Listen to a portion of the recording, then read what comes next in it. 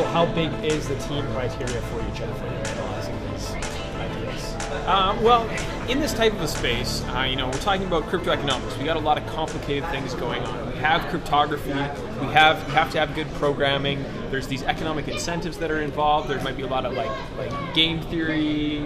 You're going to need some quality people to put all that together and to think it through and not leave a big hole in there. So, and to execute, yeah. Well, to execute as well. Execution is very important, but obviously the team is going to be critical on all that. So, ideally, it would be great to see a team that has at least some core people in that project who really understand how to use blockchain technology to solve problems. They're not just kind of slapping it on as an addition or separate thing, but they understand how it integrates into the problem. And if you have that, honestly, like whether it's in this project or something else, you're going to be successful. This is a super hot space right now. The number of problems that are there to solve are just enormous. It's huge, enormous. So you try this one, it doesn't work, you try another one next week, 4 times later you've got a winner. Or you bring that person in and sub that, right? There's just so many variables that can be swapped out. Exactly. So in terms of taking that cool idea through to completion, and in terms of making something that will actually work, definitely the talent is extremely cool. So what does blockchain mean to you? What does this industry mean? Like, what do you in terms of where this could go and what you see and how this could shape humanity? But at the end of the day, what does this mean to you? What really got you excited to get in this space in 2010 and keep making the inroads that you're doing? For me, it's about the technology. There's a lot of interesting reasons to be excited about blockchain. There's a lot of cool things it's going to do, but most of that is going to come down to the new tools that we have, and can we put them together in new and interesting ways. And that was my experience when I first got involved with Bitcoin in 2010. It wasn't the idea of money itself that was super interesting. It wasn't any of the politics or any of the social stuff around it. To me, it's the technical solution. How can you take this problem that nobody's been able to solve before and find a solid, workable solution to it? And that's what the space is full of right now. Cryptoeconomics, brand new discipline. I think a brand new science. Yes. And fascinating. It's just wide open, the number of things that are still yet to be cracked with it. And you get these solid examples. Like my talk last night was on being really, really, really sure. And the degree of sureness that you can get out of a blockchain is insane. Like you can get like hard cracked mathematical sureness. Hard, you got to do everything right. But once you have something that's working, it's rock solid, and that's fantastic. Math is math, right? Human math, right? So that's why I'm excited to see where the next level in evolution is going to be, including the technology. Yeah, that's cool. But now, on more of a personal note, do you have a certain favor with what kind of proof of work? Are you a proof of work over a proof of stake guy? It's just about solving problems. You want the best solution to the problem. Now, that being said, proof of work was an amazing solution to the problem. It solved a problem that we previously had no way to solve, so that's incredible. But there's some cost, there's some energy involved there. It's not like that's the best possible solution to that problem.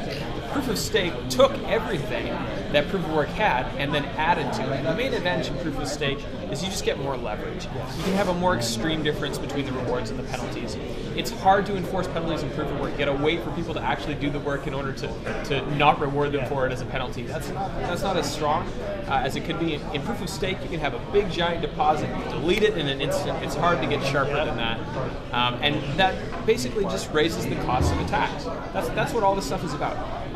There's no magic security bullet. These networks, they are vulnerable to 51% attacks. They're vulnerable to enormous economic actors. That's not different in proof of stake than proof of work. What we want to do is make it so that it's as much cost as possible for the attacker. And one of the wonderful things about proof of stake is the attacker comes in, they burn all this money, you can just flick a switch and everybody else is fine and the attacker is toast. And in proof of work, you can't do that. When you're fighting the attacker, you're burning something into the ground, you're never going to get it back. And for those reasons, properly done proof of stake definitely has a lot more potential. So do you think in terms of the whole crypto economics, proof of stake then would be more of, especially what are your thoughts on the masternodes and some of those ones and how they're, offering that incentive now? Most proof of stake to date is not really strong crypto economics. There's a reason that people in proof of work have been kind of skeptical. There's a lot of hackiness to it. There's a lot of, this kind of works, but we have a bunch of checkpointing, or there's a lot of well, it hasn't collapsed yet, but we have these kind of semi-trusted master nodes. We have this weird election process, or whatever. You have to think it through very carefully. I don't think that anybody is really doing a super solid version of like cutting-edge crypto-economic proof of stake that I'm aware of out there. Not at this stage. And we're waiting on something like that. There's a reason that Ethereum didn't just like say, oh, we're going to launch with proof of stake. Proof of stake was in the roadmap for Ethereum, but they want to make sure that they get it right. So that's why they gradually now they're implementing at this stage. Versus right out the gate in 2015 coming. And this is the thing in crypto economics. It's worth taking your time. It's worth getting peer review. It's worth checking to make sure that you've thought through the problem, that you've solved through this. One of the things they're doing in Casper is formally verifying their assumptions, having a specific security model of what they're claiming, and proving that it actually exists. This is no news to academics who are working in cryptography. You need to be careful about this stuff, especially when lots of money or other certain things like identity and property are on the line. And they're doing that. And I think out of that we're going to see something that is just a lot more power, a lot more leverage of a given amount of input, just more security coming out of it. That's big. Well, we were talking earlier with some other projects. There is no templates for you guys to follow, right? Because it's a new paradigm, new technology, new industry. A lot of people in the room, like yourself, are setting the bar, right? So you can only do what you can do with the examples that you have in front of you. So, I mean, that's partly true. But another point that I always try to make is crypto economics is also an empirical science. At the end of the day, there is a harsh hammer sitting out there to smash any project that messes up. The DAO found that out the hard way. And if you write something and you put it into the wild and people put their trust in it to the tune of millions or billions of dollars, you will find out if it works.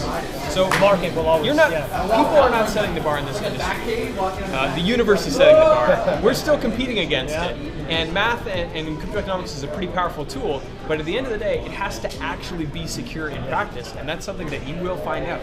Well, that's kind of like a real-time experiment, right? Exactly. And that's what's exciting about this whole thing, is that we're kind of all in this together trying to figure it out. And you have events like this that do bring the bright minds together to try to make those real-life solutions. So, very exciting. Thanks for your time, and we're definitely looking forward to the good work that Ledger Labs here.